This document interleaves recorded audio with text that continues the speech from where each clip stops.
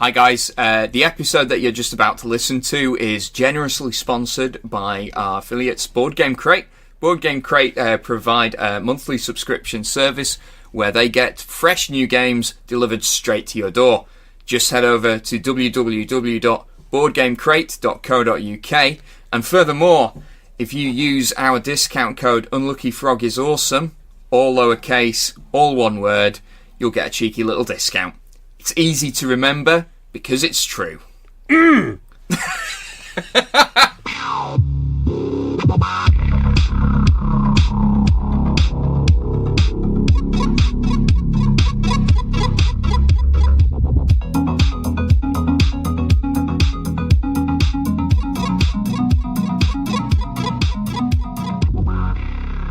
Hello and welcome to the Unlucky Frog Gaming Podcast. I'm your host Ben Porter, joined by my co-host Charlotte Porter. Hello. And today on the podcast we are joined by Dave Morris and Jamie Thomson of Fabled Lands Publishing. How are we doing, gents? Good evening. It is I. Greetings, wormlings. We have deigned to be with you. That's Jamie, and hi Ben and Charlotte. Yeah. Dave will be normal. Yeah. So for the benefit of the tape, Jamie's the horrible one. And the most else. evil rather than horrible. The most evil. Okay. There we go. We'll make sure to get that in the blurb so that people... Jamie, most evil Thomson. If we made a biographical movie, we'd have to get Andy Serkis to do motion capture for Jamie. As Jabba the Hutt. Yeah. That's the image you should have, really, yeah. Oh, okay. That is grotesque. That would be perfect. So, you chaps have published a number of Choose Your Own Adventure books over the years, haven't you? Between us, about 50 or 60, I suppose. Yeah, quite a lot. Wow. Yeah. But the reason that we found out about you is because you recently had a bit of a departure from the usual sword and sorcery fare, didn't you? Well, who knows? It might be going into that for all we know. Yes, yeah. It's more of a fantasy now. I wish it was. So anything we used to write. But we thought, what's the purpose of us on this world? We thought, and having got this utterly useless skill of writing Choose Your Own Adventure game books, except, cometh the hour, Brexit came along and we thought, well, why don't we tackle that as a choose your own, where you can play the Prime Minister and run through various Brexit options. And then, that sounds like a great idea, but we had to plunge into about a year of research that was quite mind-boggling, although nothing like as horrific as reality. So, yes, we covered a whole lot of, especially Dave did most of the book, and I helped with some research and some comedy lines here and there. But what became apparent was how truly complex Brexit really was, and also, I suppose I'm going to be biased about it now, but also how crazily damaging everything was. We tried to make it amusing, so it's a fun sort of story about the purpose of being the Prime Minister is entirely to remain in power by the end of Brexit. I think there is a way of remaining, but mostly it's incredibly hard. In fact, the only way you can remain, in fact, is if you it's kind of an Easter egg, because you have to call a second referendum, and it's the only route that gets you to no Brexit, in fact.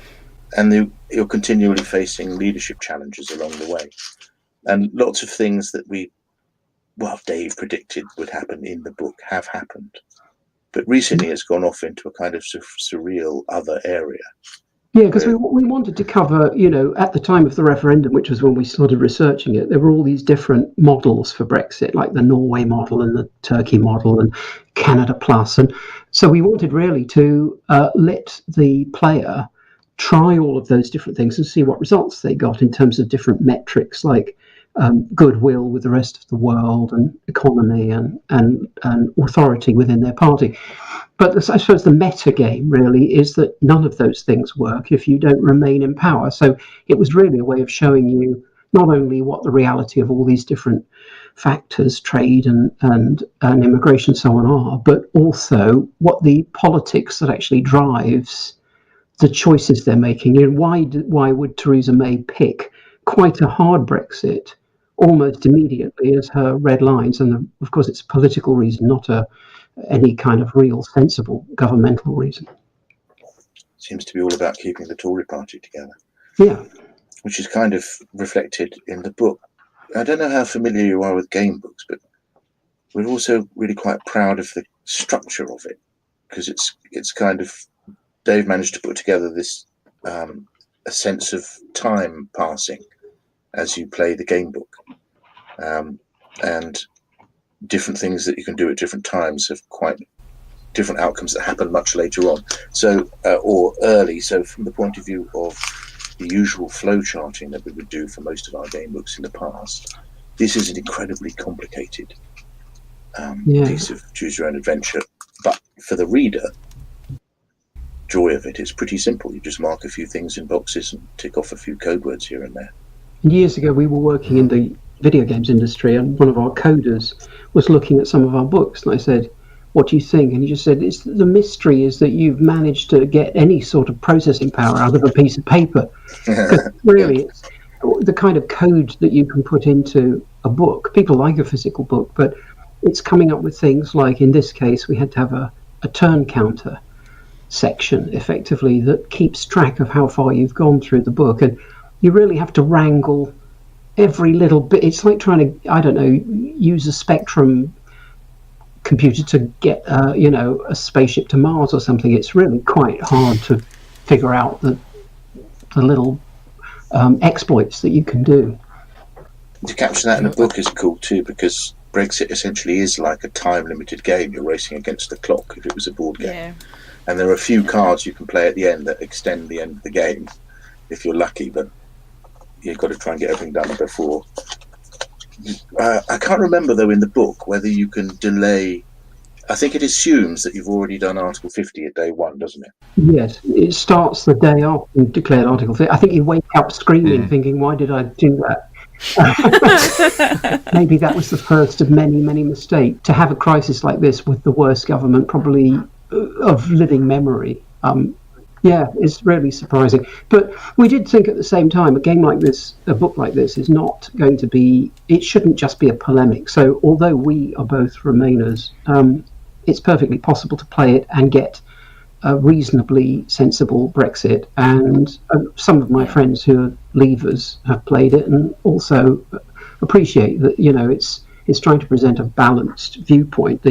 A lot of the comedy might be a little bit Remainer orientated, probably, but the actual game itself is, I think, plays fair with the reader. We had some fun with the names. Yes. Yeah, I noticed. One of the things that you're absolutely right in that you guys have been able to create that sense of time passing. One of the things that I found horrifying was that some of the issues that if you don't prioritise them, some people go ahead and tackle them for you, and more often not do it abysmally. Yeah, well, you could have somebody like David Davis working for you, and it'd be a catastrophe, wouldn't it? So that's what happens. Horrifying. Now, I've not played through the whole of the book yet, and I've not played it, but I have enjoyed hearing Ben's experience.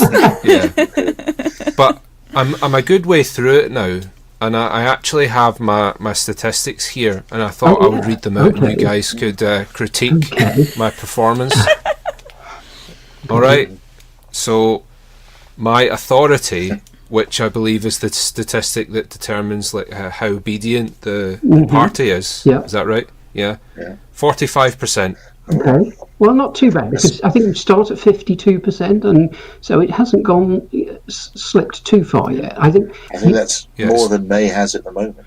Yes. Yeah, she's probably in her 20s. I'm doing better than Theresa. And I think you sensibly you'd make a sort of concession to lose a little bit of authority in order to get a Brexit that unifies the whole country. Because you can put your authority up, but at the expense of having a more and more polarising and divisive set of policies. So I think you're probably on the right track there. Yeah. That also, I think authority is read how much Tories like you. Yeah. So, I mean, does it really matter?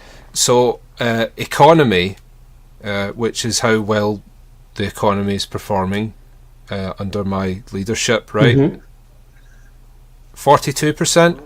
Not too bad. Yeah, I mean, it's not yet queues at the ports and rationing medicine anyway, so room to get worse, I'd say. Thanks, guys. Yeah, not quite apocalypse, but getting there. Getting there. Yeah. Goodwill, which is my relationship with Europe, 22%. Okay, well. So that's kind of like where we are now. Well, the authority would be much lower. Yeah. And, Yeah. I think May's actually playing it to get minimum stats, because we had to do multiple playthroughs to give all the possible permutations, because do things in different order, and we had to figure out what the possible stats would be. And of course, you could play it to see, can I get the absolute minimum? And I think that's certainly what seems to be happening at the moment. Do you think she thinks there's an achievement for tanking the game as badly as you can? Steam achievement. Yeah, she's got no prospect of staying in power, and she knows she's not going to go into the next election, so the only thing to do is to go down in history as the absolute worst. Yeah, well, she's doing a great job of that. Yep, that's true.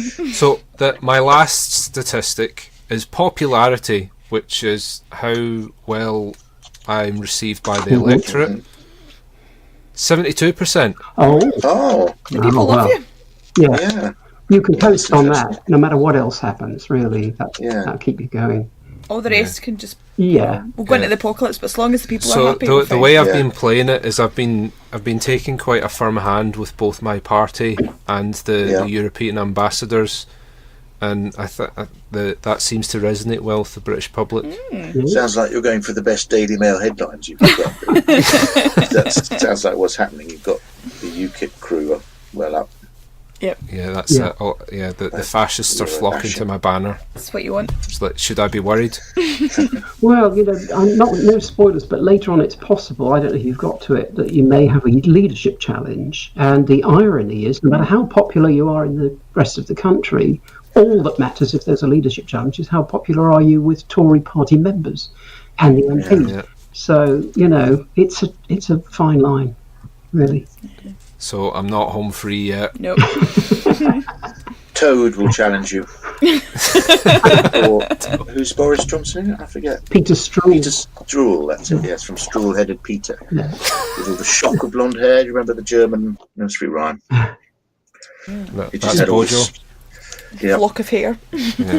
Yeah. But I've noticed that Boris Johnson has started, not that he's in any way related to Peter Stroul, I don't know why I mentioned Boris Johnson, but he has started combing his hair and he's lost a bit of weight.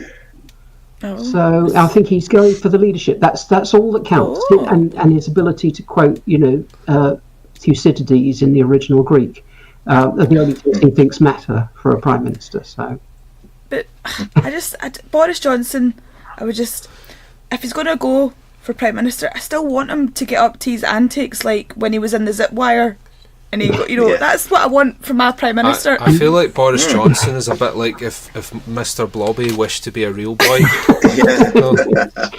Yeah, that's I can what just you imagine get. him zip-lining into the UN in a blobby suit with his Union Jack flags. I did have a burning question about a particular character in the game.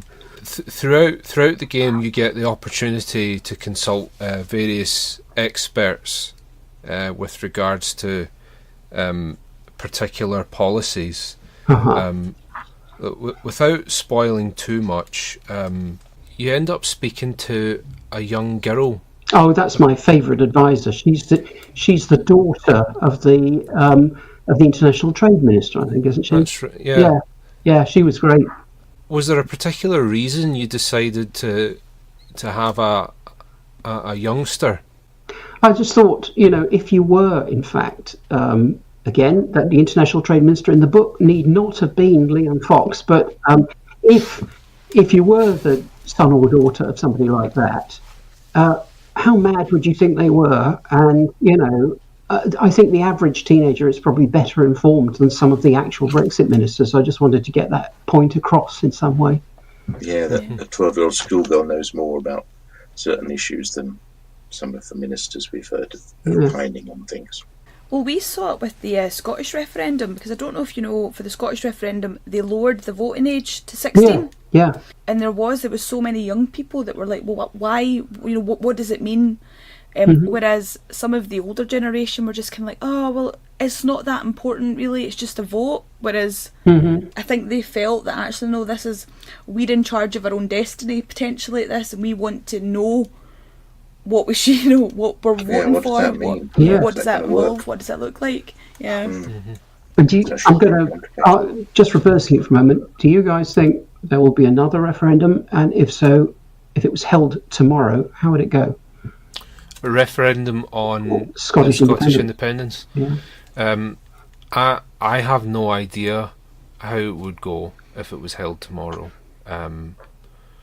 It's a strange thing, in a sense that being in the EU makes an independence vote more possible. Because if Scotland had voted independent, and both Scotland and England were in the EU, it makes no real difference because they're both members. So you don't have to have border controls. Yeah. But in another sense, I think there was a great worry about economic damage from splitting with Britain, with England, which there probably would have been. But given that after Brexit, Great Britain will go into recession, probably, maybe. There will be economic damage. So that argument could then be countered, because the Scottish independent movement might just be able to say, well, what difference does it make? We're going to have a load of economic damage, but if we leave the UK, we can rejoin the EU and probably recover. Sort of leave on our terms, kind of thing.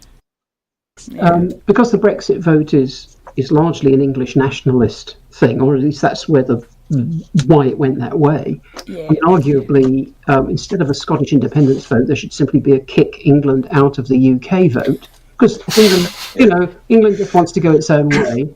And then, I would be happy with this as long as London could bear with me on this, could become a Scottish city. Because if that works, then basically the rest of England can have the world they want, and all the rest of us could just continue as normal. Edinburgh will still be the capital, and London will be a minor town in Scotland. Yeah, right. Yeah. Yep. But then planes would have to go back and forth between Scotland and London, and they'd fly over the primitive, uncivilized lands below. Yeah, it would be like Escape from New York if you went down. Yeah, exactly. And also, the advantage of this is, you've already got Hadrian's Wall, so you just need to build that up a little bit higher. Oh yes. This time from the other side, and you've already got the barrier there, so that would work. We could consult Trump Yes, on the construction of that as well. Yeah. Well, you only need about 85 miles of wall as opposed to how many thousands of Trump to build. True. But I suppose there's the issue of ladders, isn't there? Yeah. How do we counter that? Yeah. Also planes. Planes is a problem. Yeah, digging underneath as well. I suppose that brings me on to another subject, and that's you mentioned just there about how a lot of what's happened under Trump is stuff that was done years ago in parody. And I know a lot of people that have been writing for Trump, or they've been writing a game where he's featured, and they've come up with a scenario that, it'd be really funny if he did that, and then he's gone and actually done it, and then they've had to go back to the drawing board because it's no longer satire. It's just I think he must have hired the guys who write for The Onion to do all of his policy and speeches, because it's literally madder than anything that they ever parody. You can't do satire. But maybe it's like entirely psychological thing, because they say on a sort of micro scale that if somebody's bullying you or being mean to you, take ownership of what they're using against you. Maybe he's just going around and acting out all these things. So that he's got the horrible complete power. thing about that is that I don't think he's that clever. So it can't hurt me anymore because I've already gone and done it, so it's fine. Just own it. Just own it. Yeah. Didn't they do a satirical episode of The Simpsons Exactly. he was elected. When it came He true. did. Yeah. Yeah. And then Dave just mentioned about the wall thing, but Yeah. I say that to say, did you not struggle with that a bit with the Can You Brexit book? Because like you guys were saying, you've tried to be a bit tongue-in-cheek with it, but a lot of this stuff, I think it's almost beyond parody what's happened. Yeah, well, it wasn't getting quite that bad. You know, we published that over a year ago, I think now, or getting on for a year ago. We sent it out to publishers just before Christmas, you know, a year and a bit ago. So, and at that stage, we genuinely thought, you know, well, it's not going to go to no deal. And even in our no deal scenario, there's nobody saying, oh, let's actually break our international treaties and not pay money that we've already agreed to pay in or anything like that. So none of the real extremism was on display. And we considered no deal as like the absolute worst that nobody in their right mind would go for. But it's become much worse since, I think. Yes, it's like everything that has happened up till a couple of months ago could happen in the book. And it was very well, so solidly predictive in that sense. We got everything right. But since then, it's just gone unpredictably bonkers. So nobody could really have possibly anticipated the way it's turned, which was surprising and depressing. I saw the whole scenario summed up perfectly by a painting that Jim O'Painted did. And it's Theresa May, Jacob Rees-Mogg and Boris Johnson in the back of a Union Jack limousine being driven by Prince Philip, and they're driving off the white cliffs of Dover, while Theresa May throws Jeremy Corbyn's severed head up into the air. Yep. I think that encapsulates it all. Yeah. Yeah. And that's not even a cartoon. That's like an accurate depiction of where we are now. So it's strange. Yeah. We were thinking at one point of doing a Trump one because, you know, the character of Trump in the book, or the president of the US, is President Windrip, which was kind of a gift because it's the name of the president in Sinclair Lewis's novel It Can't Happen Here, which he wrote in the 30s. And he made the President Windrip, who was kind of a populist. I suspect he was thinking of people, what if we had somebody like Hitler? And he wrote this thing. He was a Nobel Prize winning writer, but he wrote this thing in 6 weeks flat as a warning to the voters, don't elect a populist like this. And we thought, well, okay, we'll use Windrip. And Windrip, like Trump, you know, could be a fart. So it's just like one of those nice little serendipitous things. So we've talked quite a bit about the Brexit book. So, but what do you gents typically work on for Fabled Lands? Well, Jamie, do you want to explain what Fabled Lands, what makes it different from other books? Well, they were a kind of natural progression of all of the game books we'd written in the past, from fighting fantasy to ninjas and all the rest.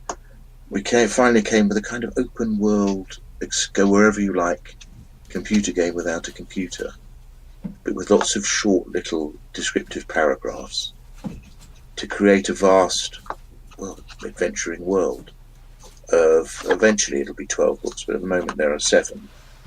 And I don't know how familiar you are with game books, but if you imagine it, you might come to a port. It's all sort of fantasy, but sort of ironic, witty fantasy rather than Lord of the Rings stuff. Sure. And you might say, take a boat to another city across the sea, and that takes you to a paragraph number in another book. So all the books, all these 7 books, interconnect with each other. That's really cool. And we also wanted to get a sense of you affecting the world, so you could change the world. So if, for instance, I go and decide to destroy Dave's family. Wow. Or some characters I wrote based on Dave. And so then I go into and I kill them all. Then I record that a code word, and that recognises that I've gone to this particular place, burnt it down, killed everyone there. The next time I go there, I'm routed to another paragraph where the spectral ghosts of Dave haunt me still, and you could see the embers burning slowly in the dying light kind of thing. So the world changes as you travel. So you feel like what you do affects things. So if you do a mission for a king, say, and it involves winning a war, the next time you go back, the results of that will be there for you to deal with. It's because we thought so many game books, including things like Can You Brexit, have a single narrative through line, as it were, and you can interact a little bit, but you're running on those rails.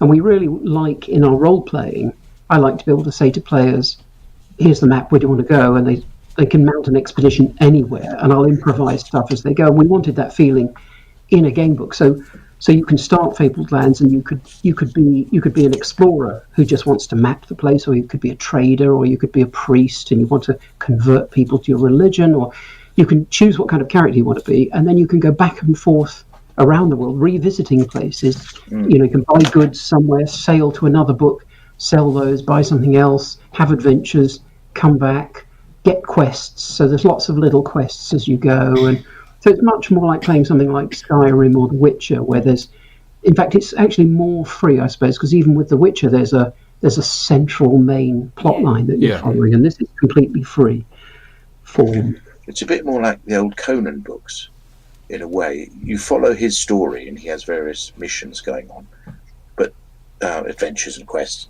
But there's this sense that there's this whole living, breathing world around him, and that stuff is going on that's nothing to do with him. Yeah.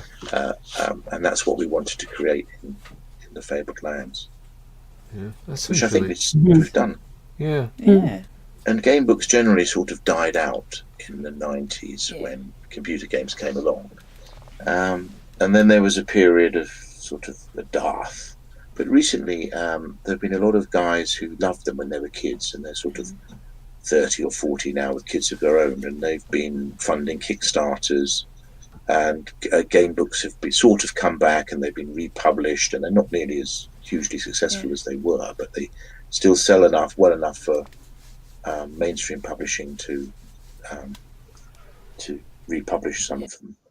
And then they reach people like Charlie Brooker that did the Bandersnatch. Yeah. Yes. Yeah. Bandersnatch. Have you seen it? No. I haven't. No, I've seen the rest of the Black Mirrors, but not that one. It's good. I would go as far as to say that I think it's revolutionary as far as interactive entertainment and films melding into one. Okay. We should have a look. We ought to. I dare say we'll see a little bit more of that sort of thing in the future, and I'm quite excited for what it means. And I think for if you're interested in the way that stories are told, it almost doesn't matter whether or not you actually like the Bandersnatch story. It's just interesting to see, to engage with it, to have the say in it, to see how that kind of thing is evolving and bleeding into what we're. Well, that's been another change for us, because we've usually done our game books on physical print form, but a few years ago I did an app game book, a retelling of Frankenstein, in which it's structured like a game book kind of under the hood, but it gave me much more power than a print book could, because effectively you play the confidant of Victor Frankenstein. So he's telling you the story, and from time to time he'll ask you what you think he should do, but it's also building up a level of trust. Like when you suggest things, do they work out well or not? So there can be points in the book where he'll turn around and just say, you always tell me to do the wrong thing and I'm not listening to you. So you suddenly find it's a relationship you've got going. It's like me and Dave. but also, because you can change the text in an app so much more easily, it meant that when he first creates the creature, depending on whether you encourage him to think of it as a person or as a thing, the whole of the rest of the book either refers to the creature as it or as he, and that completely changes the way that you and Victor Frankenstein feel about it, in a way that I couldn't do in a print book, because I'd have to pick one of those two. One or the other, yeah. It's that idea of melding media again. I've been thinking of doing a print version of it, because people, obviously particularly a lot of game book fans, because they're in their 40s and older, will say, oh, couldn't you I just like books, they don't really want to look at digital stuff. So I thought, well, it'll only be like half the experience or less, but I'd rather give them half the experience than they don't see it at all, because I think particularly not the problem, but one of the main challenges in interactive fiction is engaging you emotionally and not letting you become authorially detached. There can be a risk that you're just picking outcomes without feeling directly and viscerally connected. So, which was why in Frankenstein I didn't make it that for most of the book it's not you are doing something, you're advising the character who's talking in first person, just so that, because you can connect to what's happening to him without you worrying all the time, who am I supposed to be in all of this? So, but there are many, there's also so many different ways that we can do interactive stories that I think are very interesting now. Yeah, I think that just as we're talking about other media, have either of you guys played Red Dead Redemption 2? God, don't mention that. I want to play that so much, but I haven't got a PS3. I've just got a PC. So it's been waiting for years for them to Red Dead Redemption 1 version, but they ended up not doing that. I don't think they're going to do it for the second one. Without a word of exaggeration, I think it is one of the most engrossing and emotional stories that I've ever experienced. I have to buy an Xbox. Yeah, no, I'm gonna have to get you one for your birthday or something now, because we have to play it. And guess what he got for me for my 60th birthday? What did he get you? He got together with a bunch of my mates, and they all put it together for a £260 bottle of whiskey. Ooh. A 21-year-old Springbank. It's £6 a sip. Whoa. So I sit there sneering at everyone else. Yes. So you can't afford this. How far have you got through the bottle? Well, there's about a third left. I realised one night, I thought, I'd have a whiskey now. It was quite late on a Saturday night. I was already drunk. It was a terrible waste. Yeah. So Lord, you should not be drinking it if you're drunk. Only once. I just did that once. To savour So it. now, at the beginning of an evening where I'm going to be drinking, I'll have a little whiskey early on, a wee dram. A wee dram. A wee dram. That's the phrase, yeah. And it's actually delicious. It is really good. You really do notice the difference. But is it really worth £267? I don't know. Yeah. Well, we've covered everything from Brexit to game books to whiskey, but I think we've just about run out of time. But before we depart, for those of our audience who are interested in Dave Morris and Jamie Thomson and Fabled Lands, where should they go? We have a website called Spark Furnace, which is our web store, which kind of tells about all of our different game books and related stories. And there's also jamiethompson.com, which has things that we don't think are good enough to go on to Spark Furnace. Yeah. Oh, you can play a game book for free on there as well, can't you? The Heart of Ice. Yeah, you can play a complete game book for free. So. Oh, and we've got a blog, Fabled Lands. If people just look for Fabled Lands on Blogger, they'll find we constantly, every couple of weeks, we'll have some game book or role-playing piece, and then people come and have a chat. So come and, if anybody wants to come and have a chat with us, that's the place to do it. It's also discuss computer games and game design and anything to do with games and role-playing and game books and stuff. Yeah. You will find all the links in the blurb. So yes, as well. So have a look. Yes. But Jamie, Dave, thank you very much for joining us. Thank you for having us. Pleasure. Yeah. And for our listeners, wherever you are, thank you also for joining us, and we'll catch you next time. Bye. Bye.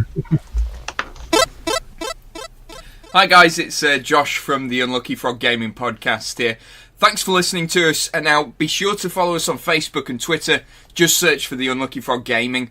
You can also show your support for Unlucky Frog through Patreon. Be sure to check out our website www.unluckyfrog.com to find out more. Was that so hard? Look.